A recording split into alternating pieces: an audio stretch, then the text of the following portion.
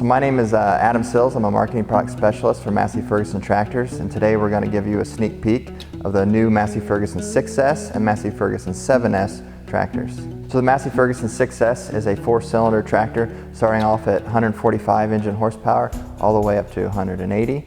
And it's primarily used for a lot of hay tools and then loader work around the farm. The Massey Ferguson 7S is a little bit bigger than the 6S. It's got a 6-cylinder engine, starts off at 155 horsepower, going all the way up to 210, and it's primarily used for the larger tasks that require mounted implements like mounted front mowers and mounted rear tools. Farmers today want a lot more versatile tractor than they're used to. With the implements utilizing technology like section control, rate control, and guidance, they're really looking for a tractor that can have that performance but also be straightforward, because they're using it as their loader tractor every day. They're putting it on their feed mixer to run. It needs to be dependable as well. The 7S does a lot better job at handling more heavyweight tasks than the 6S does. Why you would choose to go with the 7S over the 6S in a similar horsepower range would be if you need that weight to, if you have a mounted tool, a mounted disc mower, something like that, where you just need that weight to maintain on hills. If you're pulling any heavier draft implements, you'll want that weight. The longer wheelbase just improves with traction and your pulling performance. Yeah, so maintenance is really easy on these tractors. The engine dipstick is accessible without opening the hood, so you don't have to pull anything open to check that first thing. Also, the filters for the oil are accessible from the outside. There's nothing you need to crawl over, any shields you need to remove. You can get a wrench right on them and get them turned off.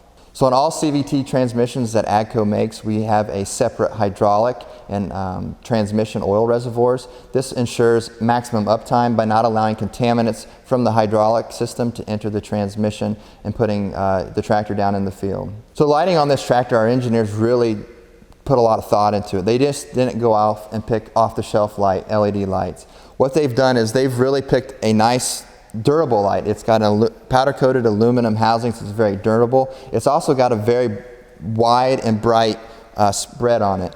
The lights, the color of the temperature of the lights is it's more of a white color. So a lot of times with maybe a yellow color, when you're out in corn stalks, everything kind of blends together. This white light is very, very crisp and very, very bright, and you can see all around the tractor.